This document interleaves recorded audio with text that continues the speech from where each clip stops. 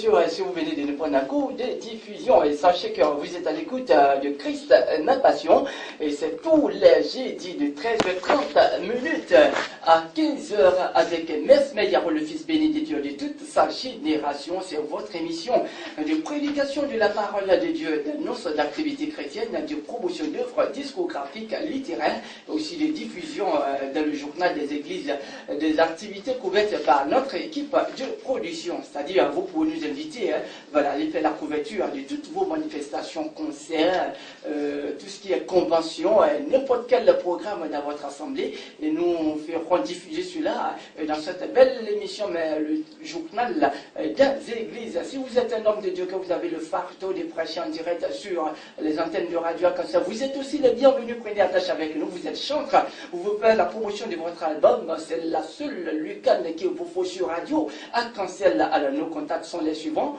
08 82 39 13, 08 82 39 13 ou le 06 21 81 11, 06 21 81 11. Mesdames et messieurs, vous pouvez rentrer en contact avec nous pour avoir de plus d'informations. Dans quelques instants, nous allons recevoir nos invités du ministère international pour le salut des âmes, pour vous parler de sa convention annuelle. Mais pour l'heure, nous sommes toujours avec l'homme de Dieu, le pasteur Jean Bonifebo, de l'Académie des sciences bibliques, qui est basée à la Riviera Palmera, pour nous parler à ce grand thème qui n'est autre que Côte d'Ivoire, otage des mouvements de puissance, d'onction et de révélation. Alors tout à l'heure, le téléphone sera ouvert, le 04 84 15 01, 04 84 15 01 ou le 60 09 75 51, 60 09 75 51.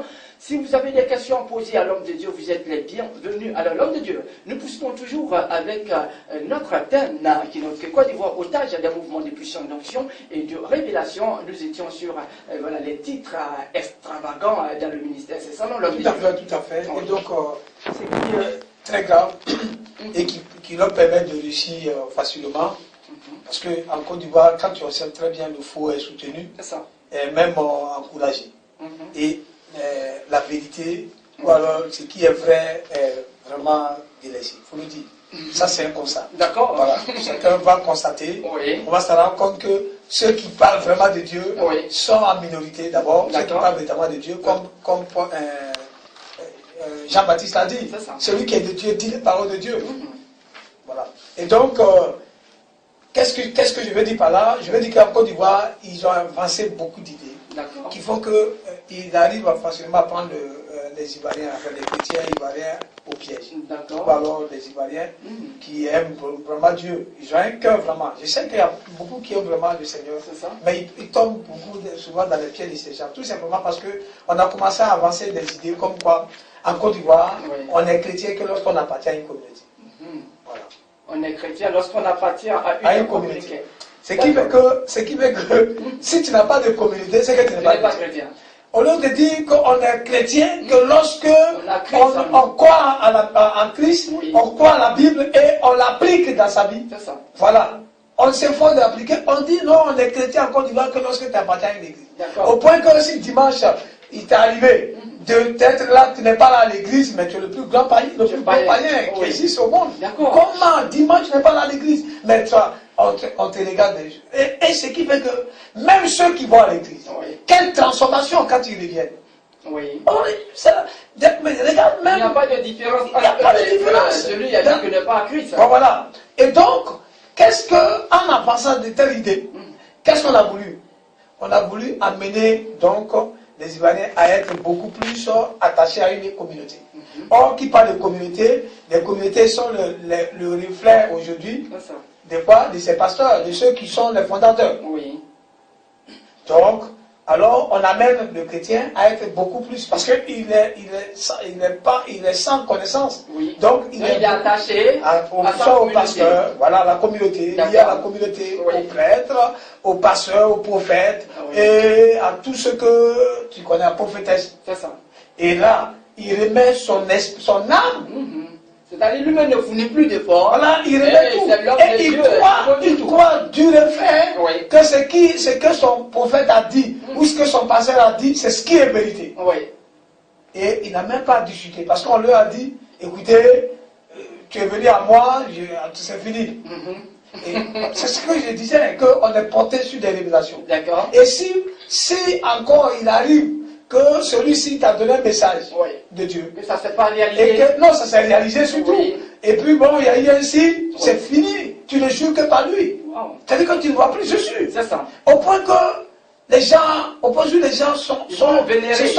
Voilà. Il sera vénéré. Voilà. On leur ouvre le tapis, on met le tapis rouge. Le tapis rouge. Oui. Et puis bon, voilà, même il y en a qui s'agenouillent. Oui. Parce qu'il va passer. C'est ça. Voilà. Tu vois, les honneurs qu'on confère à nos chefs d'État, eux aussi, ils veulent réclamer ça dans le Seigneur. Et ça, c'est le peuple qui paye. Oui. C'est les plébis de Jésus qui souffrent. Oui. Parce qu'ils ne sont pas édifiés. Elles ne sont pas édifiées. Elles ne sont pas encadrées. Mais alors, elles vouent une admiration et une considération. Je ne vous coupe pas la parole, la semaine dernière, hein, voilà, il y a un artiste, le grand renommé en Côte d'Ivoire, et il y a un prophète qui a prophétisé sur sa vie, mais c'est trouvé que tout ce qu'il a dit était faux, hein, voilà, ne s'est pas accompli. Mais de façon officielle, hein, par les médias, il a déclaré que ce prophète était un menteur. Voilà. Mais il y en a combien qui vont l'écouter? C'est ça. Tu vois, c'est ça le problème. Oui. Mais ces gens-là travaillent avec des envoûtements, c'est-à-dire qu'avec une puissance démoniaque. D'accord, cela existe. Mais attends, je crois qu'il a eu un temps où on disait que bon, c'était un fauteuil de troupe, mais on disait que les pasteurs et les prophètes allaient dans des endroits pour recevoir une puissance. C'est ça. Et si tu on a appris ça. Mais ça existe. D'accord. Ça existe. Okay. Parce que chacun sait. Là où tu te trouves, tu sais c'est qui t'habite. Au moins, tu peux témoigner. C'est ça. Voilà, même si tu ne peux pas témoigner de ce qui habite l'autre, mais tu sais au moins ce qui t'habite. Tu sais que le Saint-Esprit est en toi ou il n'est pas en toi. Il rend témoignage à notre esprit que nous appartenons à Dieu. Et de même, il rend témoignage à notre esprit qu'on est agréable à Dieu, ou alors qu'on demeure de la volonté de Dieu, ou qu'on n'est pas. Ça veut dire que ce qu'on ne peut pas tromper, c'est notre conscience. Et donc, ils arrivent avec ces noms, ces titres, comme bishop. Oui. Bon, voilà. Mais le mot bishop, c'est simplement en français évêque. Évêque. Mais qui on appelait évêque? C'est ça. Oui, c'était à l'église catholique. Hein. Non. Dans le Nouveau Testament, on voit les épîtres de Paul qui écrit aux évêques, même à chapitre 20, il appelait les évêques qui étaient à Éphèse, et il leur a dit, prenez garde au troupeau sur lequel le Saint-Esprit vous a établi, pour le paître.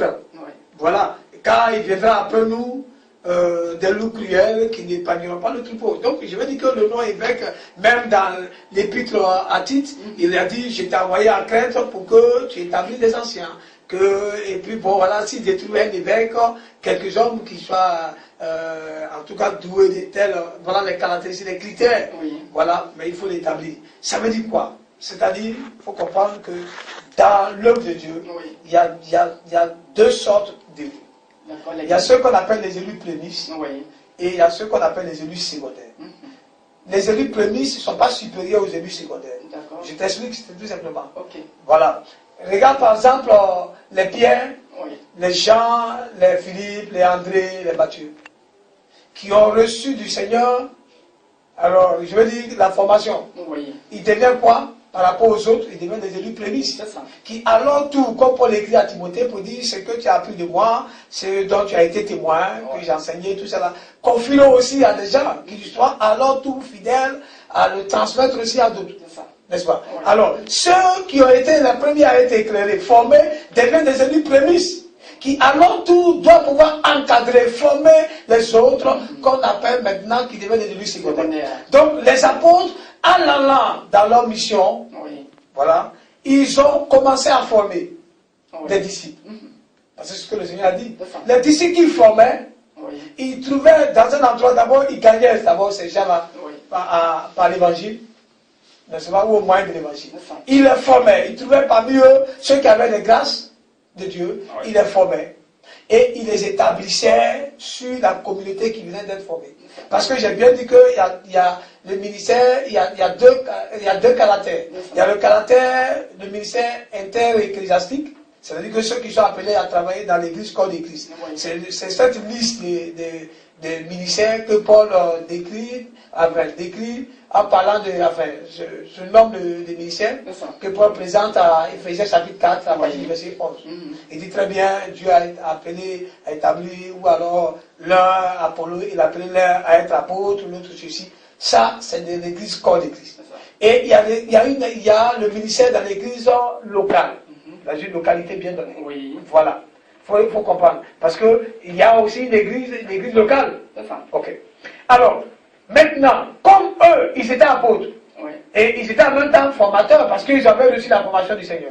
Ils formaient donc des personnes. Et comme un apôtre, il est déjà, le caractère de son ministère, c'est un ministère inter-ecclésiastique, on ne peut pas le maintenir entre quatre murs. Voilà. Il est obligé de partir en tout moment. Voilà. Puisqu'il a mission.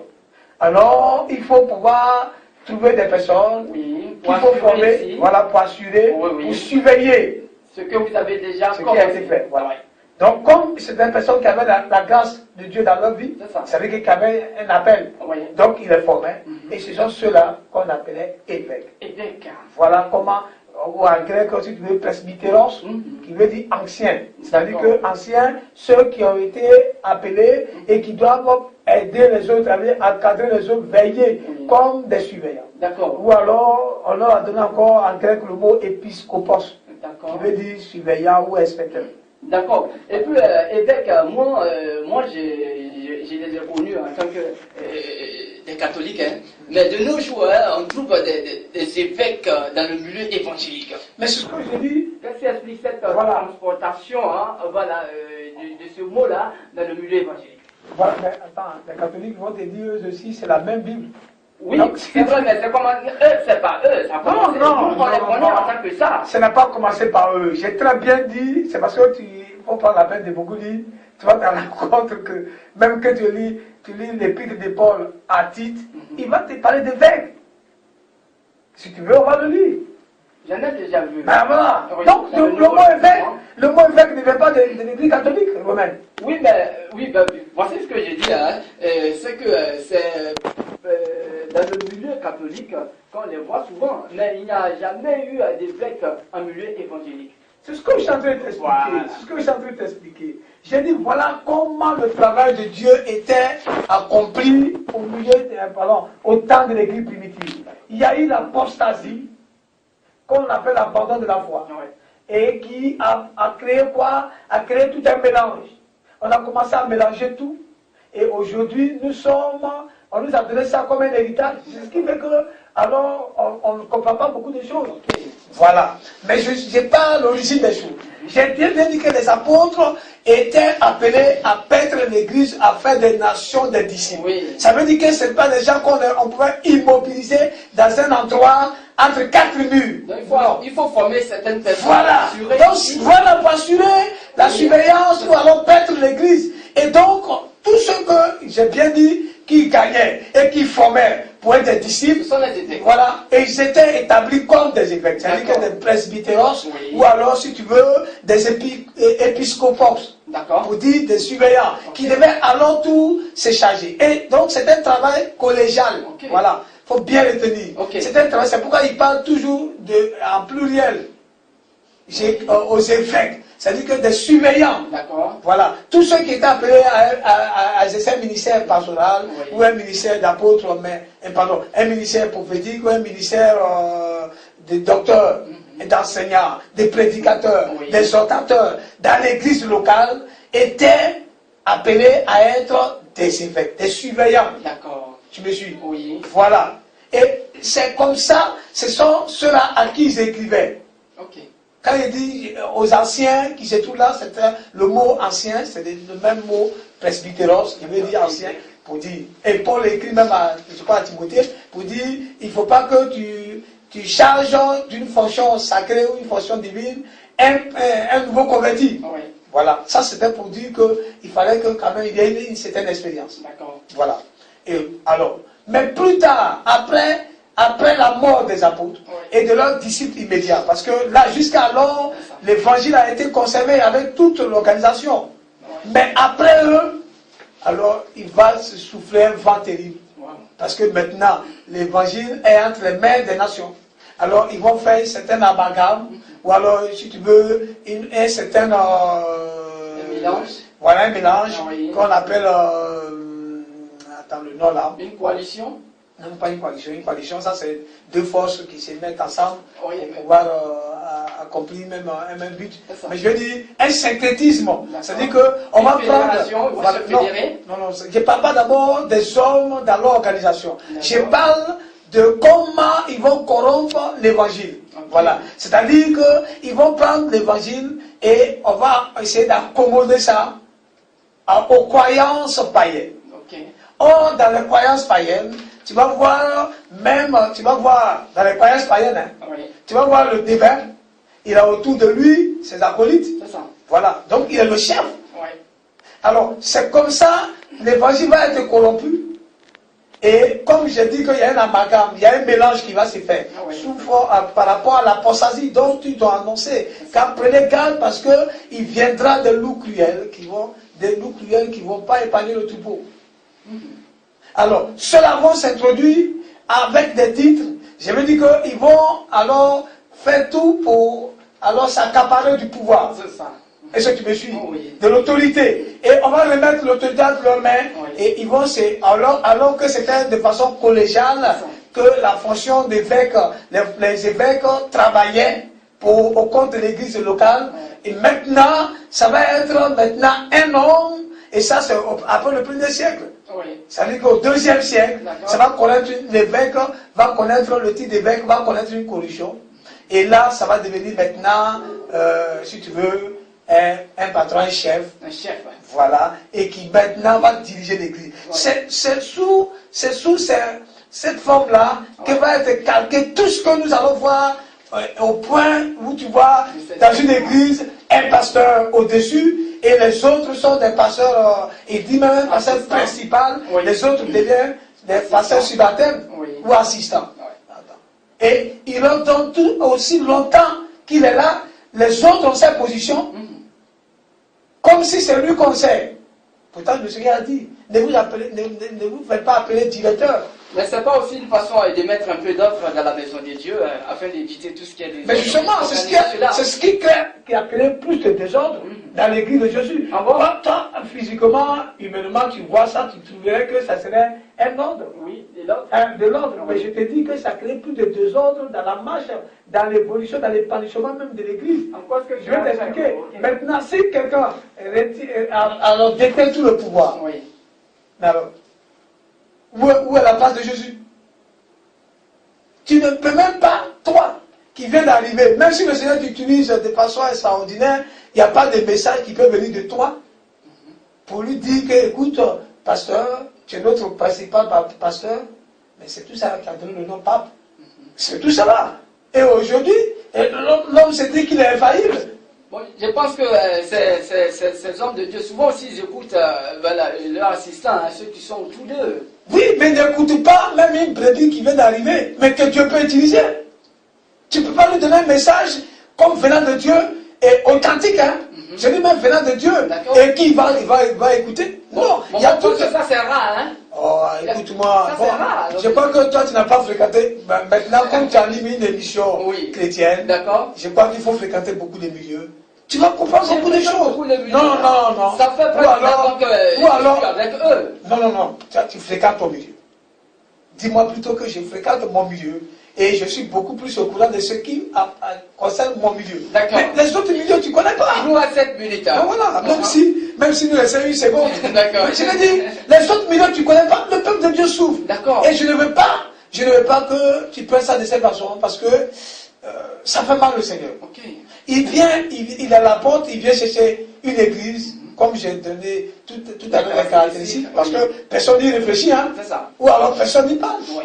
Alors on est dans notre prédication de l'évangile de prospérité. Bon, venez, vous avez... Mais on ne cherche pas alors à mener l'église à avoir une position verticale, c'est-à-dire à être prêt à entendre le son de la trompette.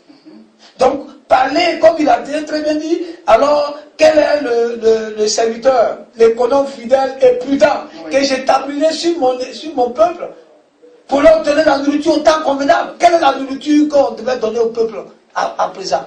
Tandis qu'on leur parle, on nous promet de la liberté, comme Pierre écrit, pour dire, ils vous promettent la liberté, ils trafiqueront de vous au moyen des paroles. Mais l'homme de Dieu, moi je pense que cela ne date pas de maintenant. Hein. Même Jésus-Christ, lorsqu'il sillonnait pratiquement Jérusalem, Israël et autres, hein, et voilà, il y a des gens qui venaient pour la délivrance, pour les guérisons. Je pense que c'est la même chose, ça qui continue. Non, attends, on dirait qu'on n'est pas au même diapason. Non, nous sommes au même diapason. Non, avec le Saint-Esprit. Oui, avec le Saint-Esprit.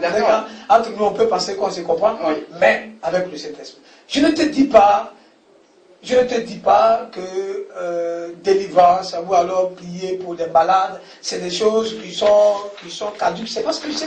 Non, c'est pas ce que je dis. Non, c'est pas ce que je dis. Mais je veux dire que l'Église, voilà. Jean-Baptiste dit très bien. Oui. Moi, je ne suis que l'ami de l'époux. C'est ça. Si l'époux est là, alors je ne peux que me réjouir parce que l'époux est là. Oui. L'époux nous a été enlevé, il est au ciel, assis sur son trône. Ouais. Et il vient chercher l'épouse. Voilà ce que je suis en train de dire. Mais alors, dans quel état?